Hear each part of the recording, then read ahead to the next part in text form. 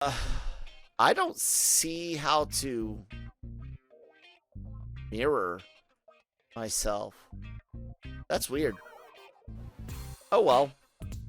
I'm not wearing. You're weird. I mean, I'm wearing shirt with words again. I'm gonna figure this shit out. It doesn't matter. Ladies and gentlemen, welcome to the Daily Cup of Genre today with Kyle and Manny.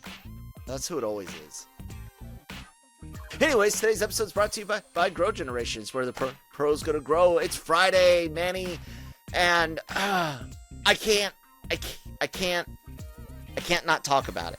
So, All right, man. spoiler, All right, set it out. spoiler free. These are just our takes on Black Widow. I give it. I'm torn between a C plus because there's some gold in there. Florence Pugh, like you said, she's amazing. I actually really like Scarlet in this for the most part. And Red Guardian, we needed more. Like, that's the best of what's his name, Harbor. Besides Stranger Things seasons 1 and 2, he was all right in 3. I liked the father aspect, but I don't think they used him to his maximum potential. But this, again, not the maximum potential, but when he was there, he was good. I enjoyed it. Loved him in prison. But Taskmaster was wasted 110%. That's probably going to be the most divisive thing about this film, and it's on multiple levels. Yeah, man. I was disappointed, but still entertained. It's so weird. Well, it had some really good family aspects, and if you looked at that, then it was fine. But other than that, there really wasn't much to it. Unfortunately, they're once again digging into the past, and so what you run into is there's no threat. There's no viable threat because the outcome's always going to be positive. There's really not a space for too many surprises because again, this happened in the past. Yep. So there's nothing that's going to happen that's going to be monumental that's going to really change your opinion on how things are seen. Um, No, and oh, sorry, keep go ahead. going. I was going to say I actually did that thing that I Mhm. said I was going to do. I watched all of Widow's movies getting up to Civil War, and then I plan on watching Infinity War and Endgame this weekend just to finish her arc. But anyways, continue. Yeah, and then I think Florence Pugh and David Harbour's performance really overshadowed Scarlett Johansson's performance, and because we've seen it 100 times, I think it kind of watered it down. Even Rachel Weisz was pretty good in it, so Yeah, I'll agree. there was no credible bad guy really, and Taskmaster was such a waste. Waste. Absolute, I mean, absolute waste there of a there's character. only one saving grace for that character, and that is that there is some room to come back later.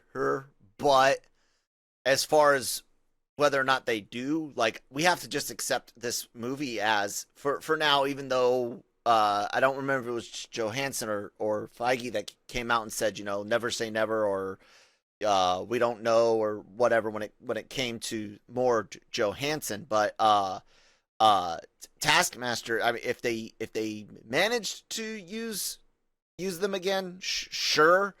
I just don't see it happening, and that's my number 2 villain next to Mysterio. Like, Yeah, no, a lot of people hold Taskmaster in a high yeah. regard. He was a fun part also in the Spider-Man video game not too long ago, Exactly. with extra challenges and things like that. I really feel like they should have left it more of an ambiguous character as far as who it actually was, Mm-hmm. and also, yeah, left room for Taskmaster to return at this point. I feel like it's just going to be a little bit complicated to kind of Yeah. to bring him back, bring her back, Whoops. whatever. It's and you could have just made it an ambiguous character, period, instead of making it Taskmaster. Yeah. Because I really feel like you sold a lot of people on Taskmaster I going agree. into the film, very excited. And I agree 100%. fortunately, you baited and switched them a little bit. Um, because I mean, in the beginning, it looked fine. It looked great. It looked like that's what we were getting, um, and it didn't work. Yeah. It Yeah. you kind of really watered it down very, very, very much, and just I really Sadly. wish that. Go ahead. I said it's sadly watered it down. Like, very Yeah, sadly watered down. I really wish that they would have made this movie instead of Captain Marvel, and I think we might be having a little bit of a different conversation. Maybe. Maybe a little bit. I would still have issues with the with the opening. That's one really You know, it's funny. A lot of bland people actually opening. are saying that the opening is one of their favorite parts, and it's Really. multiple people. Uh I just Yeah. I found it went too long. Like, I like the setup for, their past, if you will. I'm trying not to give too much away. It just went too long. Uh-huh. This movie, honestly, again, another pandemic productions of establishment shots lingering too long, walking or transportation shots lingering too long. I don't know, man. I don't know if Well, this maybe movie was ready pre-pandemic.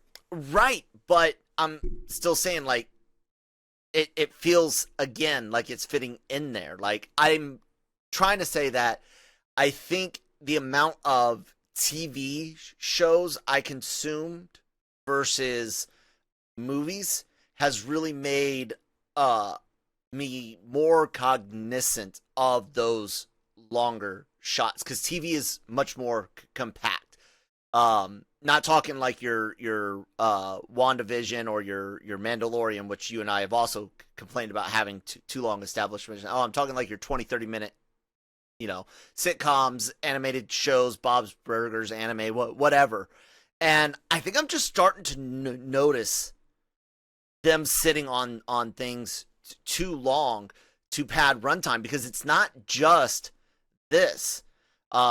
Even watching things like Age of Ultron, there were times where I was like, okay, can we?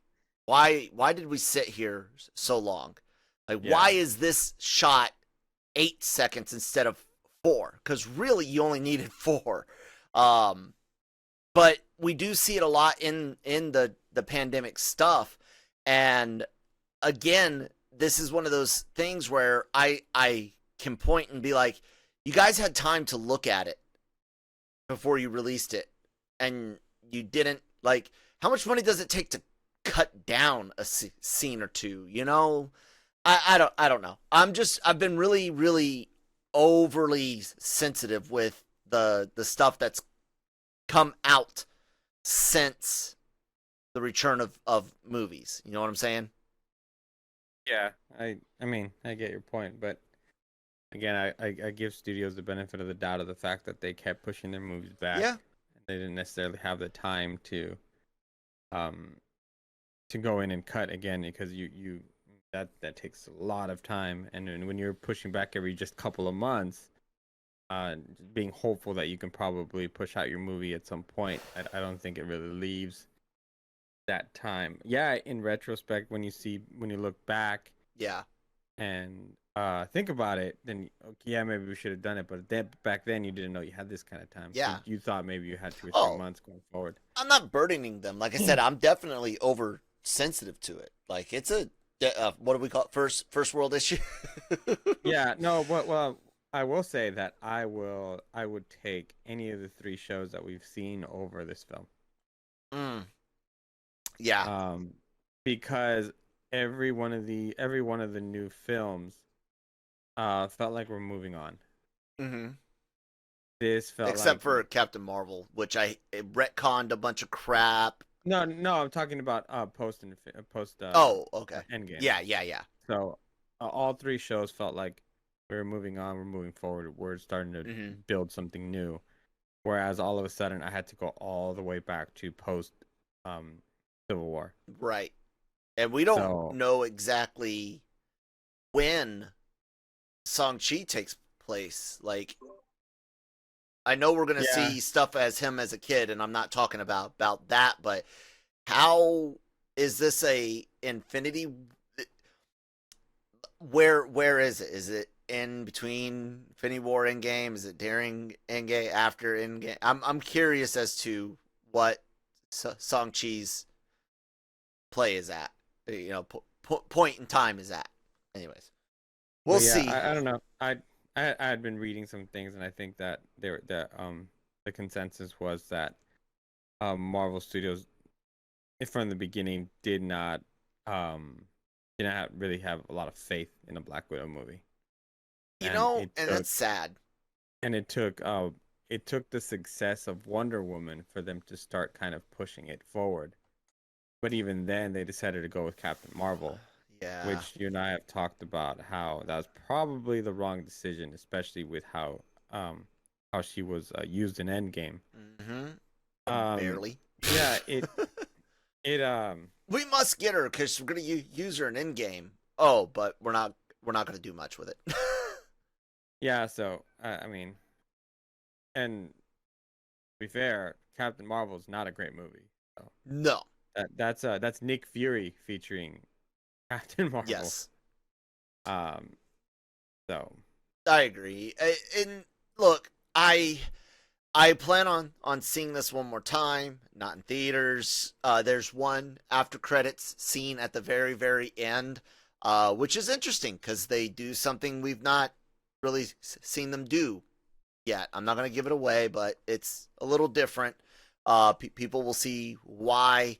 I'm actually kind of excited about what they teased at the end. Makes that's the only that's the only saving grace of the film, was that really, is that you're like, oh, yeah, but I mean, most yeah. people already knew that, Yeah, well, and I mean, most people did. Well, was that casting announced already? um, I'm not sure. I think I wrote a piece on it. I'm not Okay, sure, so but maybe there was some inkling, but we know for sure something is something cool that Manny and I are definitely happy about. yes, Is gonna happen, which is fun. So we'll let you guys hear Nick and I discuss it in depth as part of Marvel Multiverse Madness to keep the MMM because Marvel's moving things away from Friday releases, and we'll be talking in depth on the Marvel show on Monday. Spoilers and all that good stuff. Maybe we'll have some guests from the site join us. Let's see what trailers play because I went and saw it in the theaters. 5:30 showing. I don't know if all Regals did this or is it just mine, but they sell Pepsi products now. yeah, they do. All Regal? They all Yeah, I changed? believe so. Fuck. That's Yeah, gross. I love me some Pepsi, bro. Fuck So you. I'm sorry. No, I'm not. Fuck you. No, that and they shut down their kitchen. They only have the popcorn, nachos, and like cookie or cracker or not cracker candy. That's it. Like no more burgers, fries, chicken fingers. Like my Regal is like a Carmike Cinema 10 now. your Regal sucks then. Oh man, it's Dude, our Regal, they've been opening in phases. mm-hmm. And you said So they upgraded too, or was that your dude, AMC? dude, yeah, no, that's our Regal. We don't Okay. have AMC's here. Our Regal, dude, honestly looks top notch now. I mean, they went from a really kind of classic, like purple and maroon kind of pink colors on the walls and themed theater rooms to this kind of black gray charcoal aesthetic, with with the orange lettering, which looks really really clean. And then also all of their as in any theater, as you travel through the halls, they have all these movie poster boxes, right? Yeah. Those are all digital now. They're Yeah. all You've told. they're all video boards. And also in the main hall, they just turned these on a week or so ago. And they the entire top part of the wall is like a ribbon, and from corner to corner, uh, three sides of the walls are just video boards, Yeah. and just it's really cool. It's kind of futuristic looking, to be honest, and it's kind of cool to walk in and you look to your right, and it's an a 4DX room, and you look to the other side. There's an IMAX room, and there's like all these specific rooms that are like really niche, but what we're complaining about here is they have not opened back their goddamn bar. Yeah. And that's our issue here. That that's a legit issue. No. I the Pepsi thing is a cost saving measure. Pepsi's cheaper in syrup to keep in stock, and that's one of their primary business models is being that distributor. I'm just gonna ignore you. And then the cost saving of the kitchen closing down, and this is just the Regal that I used to go or that is closest to us. They did put in new seats in the RPX, and that's the thing, man. This is the Regal in the downtown area where I live, where a lot of the upscale shops are. The mall, of course, is suffering like all malls do, but there's also all the other upscale shops and restaurants and high-end apartments. It's your traditional big city downtown, right? And I was so excited because this was our first movie back in that theater, and I was just like, oh my god, you guys shut your kitchen. It's candy, not nachos and popcorn again. You guys are selling Pepsi and not even offering a Dr. Pepper or Diet Dr. Pepper or. Oh, we still got Dr. Pepper. Nope. No Dr. Pepper. Oh, you guys suck. Yeah, dude. Like now, I'm I'm almost willing to travel the 25 minutes down the road to the AMC because they still serve most everything, and it's weird they installed those new seats, and maybe that was a planned upgrade already, but other than that, man, that theater just whew, and it wasn't full, but then again, it was Thursday, at 5:30 p.m.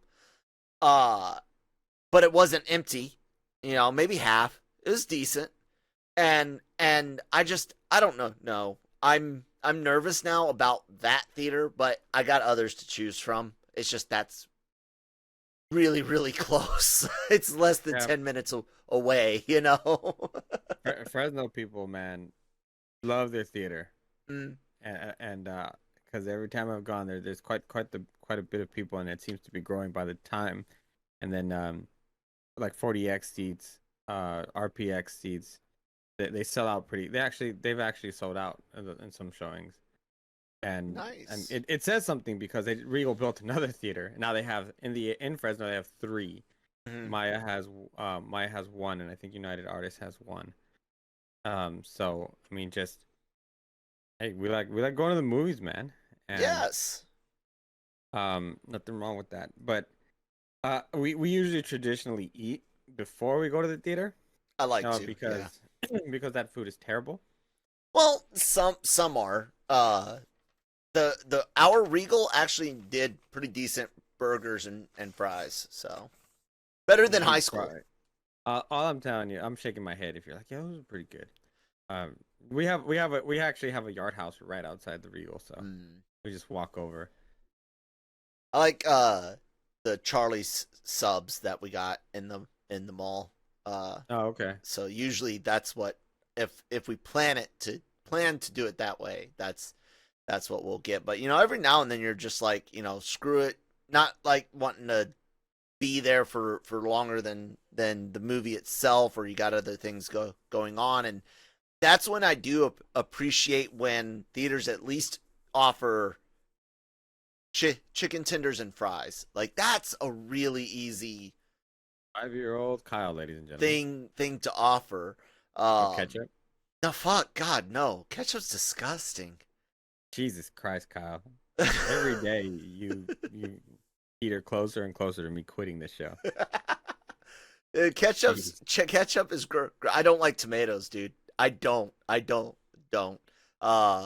Like I ordered my pizza with light sauce, but Jesus Christ. don't you don't even like Chicago deep dish then? No, not at all. God damn. New York style. What do you do with like red sauces on pasta? New York style. So when I make pasta, I of course make it myself, and everything's made from scratch. I do like if it's sweet enough, like in a chicken cacciatore.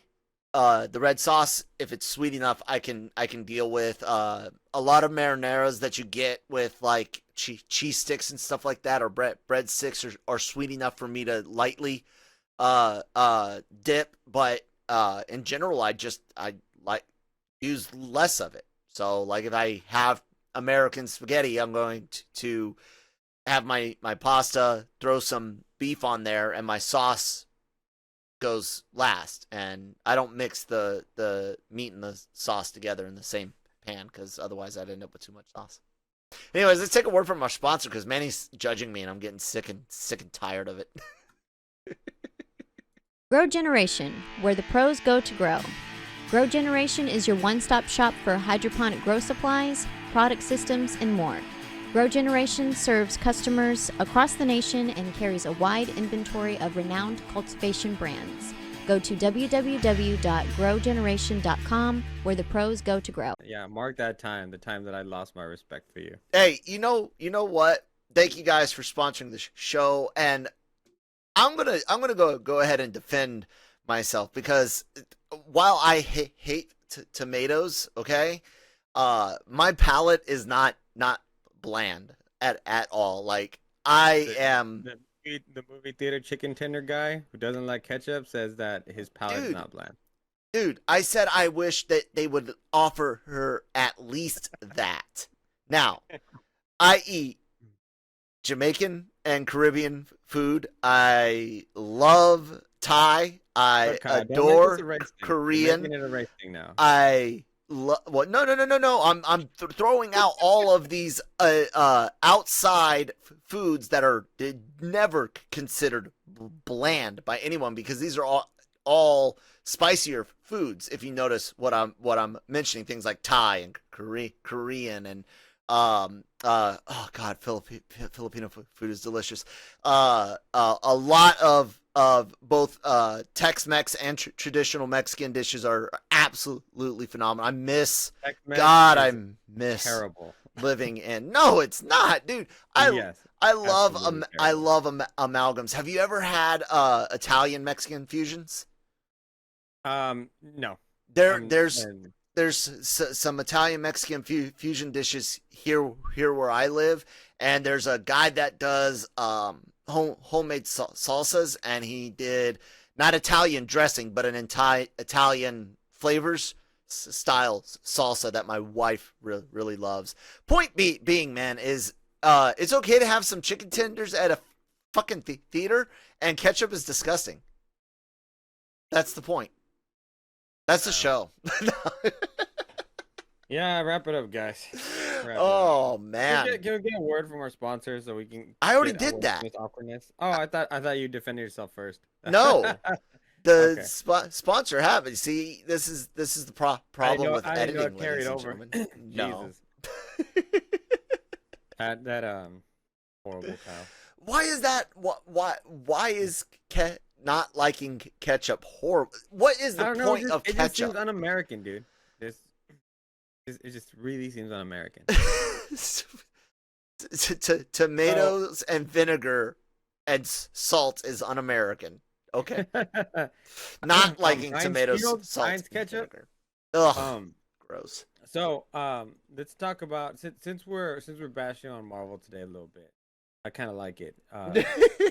So let's talk about the trailer for Marvel Studios' What If. Yes, indeed. Let's talk about what if. First off, you guys counted some chickens before they hatched when you said all the actors would be returning for voicing their roles, because Captain America, Captain Marvel, Doctor Strange, and Iron Man are not played by their respective MCU live-action counterparts. I don't understand why that's such a focal point when we should be focusing on the horrible animation. Marvel Studios, and they made something that's for like a PlayStation Network release game, one of those, you know, The Walking Dead, how they had those, I don't know if you've ever seen them, they had those kind of like choose your own adventure games, really, where you just like the Telltale games, or the Gotham Knights or whatever it was called. Yeah, I don't understand. Marvel had, I mentioned this in Slack yesterday. Hey, Marvel has had shit in animation forever. With this not caveat, this dovetail, this sidebar to it. Okay, this footnote. The animation from the 70s/80s and the big two 90s tunes, Spider-Man and X-Men, those animations were good for their time. They were what were expected. That's what was, okay?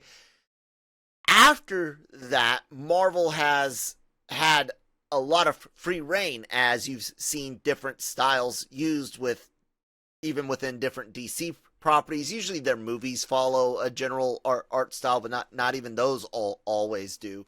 But of course, all sorts of other animation. But Marvel and Star Wars, go figure, Disney owning but both, look for the stupidest, most ignorant looking fucking animations there are. Resistance looks stupid. And I'm sorry guys, if you really love Rebels animation, gotta get your head checked. You can love the show. That animation is crap. And Clone Wars is no better. I mean, a little bit better, but not by much. Like, Rebels is crap. And then, oh my god, what if? Like, when we first saw it, I didn't like the animation since we first saw. This just sealed it, because it was like, okay, I don't like the voices that you got replacing people. I don't like the animation. And I've only seen like 2, maybe 3 stories that I'm actually interested in. And I'm supposed to get 21, 22 stories here? Yeah, I saw 1. I'm interested in T'Challa Guardians. You know, T'Challa and Yondu. I'm interested in that. Yeah, no, I was like, get the hell out of here. And then I'm interested in what the stuff is with Strange. I'm all on board on the Peggy Carter, Captain Carter is what she says. I mean, yeah, I don't know why they didn't just make her Captain Britain. It's kind of weird. It does not. All of the Captain Britain's a real character. She could have called herself Union Jack. Yeah. I mean, pissed off a lot of people. Well, they do that enough as is, but that actually makes a bit of sense in this what if. You know what I'm saying? Yeah. So have her say Captain Britain or Union Jack would have been 100% fine. Yeah, the whole thing is kind of wonky. Looking. It shouldn't be, but it is. I know, and that's the problem. It's like I started watching the trailer, and here's a moment that should have taken me back and really resonated with me, because it's the beginnings of the MCU. Mm-hmm. And the first thing I think is, this looks horrifying. This is what they're going with, and yes, this is what you're getting. And it was like, all right, so I guess they just kind of put this together. Like, here, take this here. here. You this is what you want, right? Because you love Marvel, so it doesn't matter what we do is fine. And it kind of sucks because we just came off a couple of days from talking about how amazing some of the animation styles are turning over on Netflix with like what they do with Castlevania and Transformers, Universe, yep, and Transformers and things like that. And then here goes Marvel laying an egg again. And like I when it was first announced, as it was announced, I didn't like the animation, like I said, but I liked the idea. And I was like, if you've got the good story and the voice acting is good, I can get through bad animation at least once. I'm not too worried about the voice actors. Like, I don't know. Some of them were. They're not going to be. It's not going to be Robert Downey Jr., Chris Evans, or whatever, and that's something that everyone needs to deal with because I'm fine with that. The replacement just sounds not even the attempt like to you're be used to a certain tone. No, I don't think he captured the character at all. Like not even like audibly, but tonally. Do you know what I'm trying to say? Yeah, okay. Like that's what I'm getting at. Like no, I don't expect. For example, look at the real Ghostbusters cartoon, and you got one guy that does try to sound like Venkman, and one guy that does try to sound like Egon, but the other two don't really try to sound too much like Ray and Winston. That's okay though because they still get Ray and Winston's tone right. That's what I'm saying is. Specifically with the guy playing Iron Man, it was too bubbly, not enough cocky. Like, I don't know if the voice actor knew how to put I think I'm the world into his voice and instead was just too happy. It's not right. But, yeah. I get that. And it kind of... Yeah, it's just, this is Disney. Disney and Marvel's combined, and you guys have Pixar, and you guys have all of these other toys. Disney animation, and you can't, and that's what you come up with, man. It's sad. It makes me sad because now I feel like they're just kind of with Black Widow, with What If, kind of feel like they're just starting to just throw stuff out there because they know people are gonna love it because they're fans of the stuff. Pretty much. So is there a part of me that worries about Shang-Chi? Yes. And the Eternals? Yeah. Just because right now I'm not too thrilled with their track record. But then again, their shows have been decent. They haven't been the best. They've been decent. But when it comes to a series, you kind of give a little bit more leeway because they're serious. Yeah. Not only that, but when you think about it, that whole like you're pushing forward with these TV shows a little, but we got Black Widow, set in the past. We got the Eternals, which we expect a big chunk of it to be. Throughout history, and we don't know exactly how much post Endgame we're gonna see. Right. And then Shang-Chi, like again, we know we're gonna cover a little bit of his childhood and a little bit of the past, but we figure we're probably gonna be in or around Infinity War Endgame, post Endgame. And that's good. That's cool. But still, man, it's like the next movie that I feel will really carry story forward in time is No Way Home. Well, I will say that we did lose a year, so I'll give there's a little bit of time to you guys gotta catch up anyway. Yeah, but still wouldn't have been. Still upsetting to have several things that didn't move us forward because the time changed, but the schedule. I know the shows got rearranged, but the movie schedule is essentially the same. Yeah, that's true. And they just pushed it, and we would have still ended up with several projects in a row where we didn't necessarily move anything forward. It feels like we're not going to move forward until Doctor Strange. That's a real possibility, because when you start looking at some of the signs of again Sony taking their ball and going home, Marvel being happy with their Spider-Man in the park rights and whatnot, but we'll see what happens. But it's kind of, you're right. I think there will be ramifications for the MCU, but I think there's more ramifications for Spider-Man himself in No Way Home. You might be right. The next big step forward might be Doc Strange, Multiverse of Madness. Until then, we might be stuck still, like those couple few years past Endgame, and as much as we love Endgame, it's like, all right, we can see what's next. And if you guys don't like dark humor, I got a meme for you. But see, I'm telling you, man, this whole pandemic was Disney just trying to get us closer to 2024, so the MCU lines up back with real time again. That's all. The mouse literally destroyed the. I'm kidding, guys. Fuck. Anyways, this is terrible. That wasn't even funny. No, it's fucking hilarious, cause that's like what people believe in. Evil evil government is capable, and then evil corporations will do X, Y. Nah. I'll blame it on the mouse. I blame it on the mouse. What'd South Park say? What'd they blame it on? Well, yeah. Oh, you haven't seen those pandemic specials with Disney?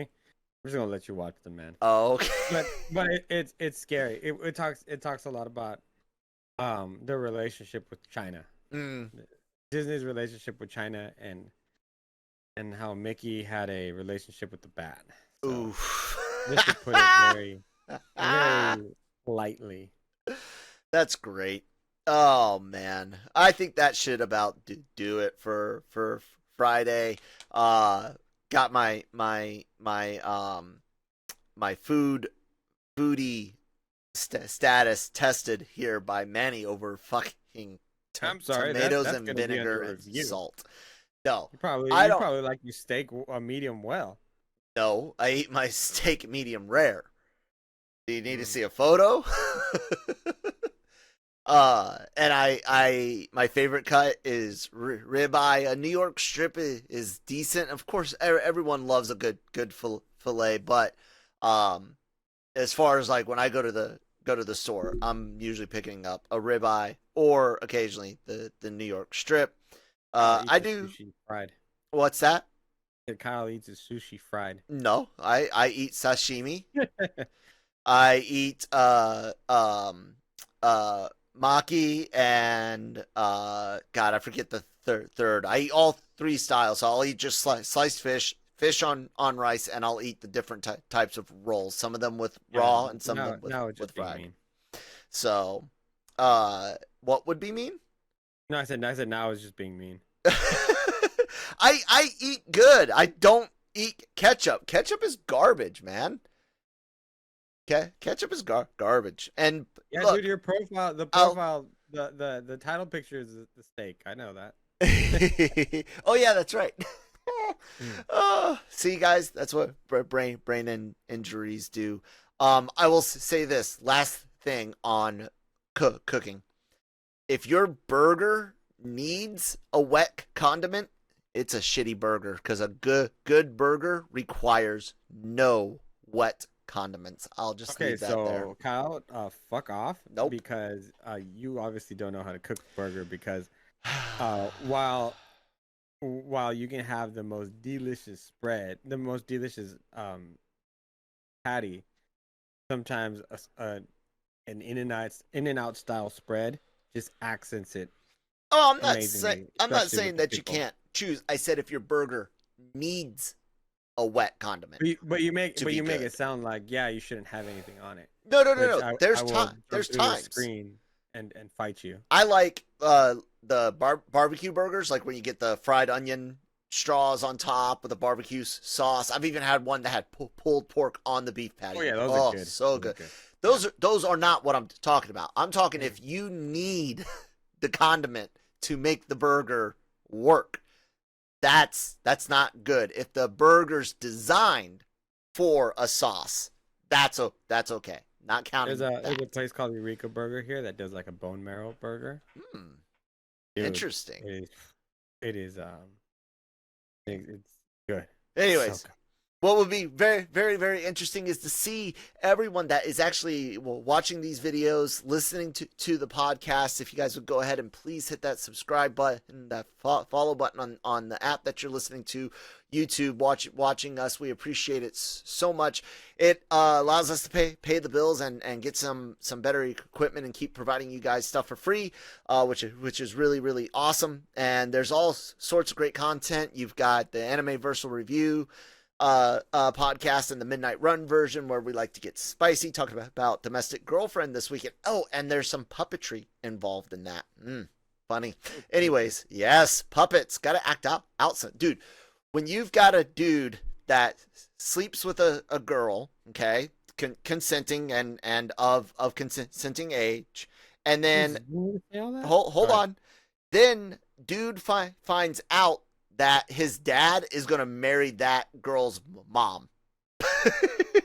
Wow, we're going to have to use some puppets to really, because there's also the teacher that he has like real feelings for. Like he just had sex, which is fine, but he's got real feelings for this teacher. The teacher's the girl he had sex with's older sister. Jeez, all right. Well. So you see why we need puppets? Exactly. So check out that guys. It's not the H word. It is rated R, not rated M. And yeah, Breaking Geek Radio. The Cantina is gonna be live later today with Mike and I. And yeah, lots of great content, and then of course a lot of great celebrity interviews are on the YouTube channel. Manny, what's going on with that? Today I would recommend checking out the couple of interviews we have for Middlemost Post, and then also for the Patrick Star Show as they premiere tonight on Nickelodeon back to back. We have the voices of Patrick Star and the rest of his family. We have the two voices for two main characters for Middlemost Post. And then also Gig has a few things up there for Shark Week, which is a lot of fun. We have some trailers and character posters, character descriptions for the final season of The Walking Dead coming up. Also, Shocky has done such a fantastic job the last few days, also making sure to keep you up to date with Comic-Con at Home, which we will continue to be covering, because whether it's at home or in San Diego, we will not sleep for that week. That is just what we do. Maybe not party as much, but that day. Anyway, that's a depressing road we're not going to go down. But yeah, there's still going to be quite a bit, because they're going to be taking like He-Man, and then Amazon's going to take stuff, of course. And it just seems like they're going to try a little bit harder this year as far as companies following up and actually participating. Last year is a different year, so we kind of give everybody a pass. But also coming up in a couple weeks, we have DC's fandom, which they're going to be doing again, which is going to be great.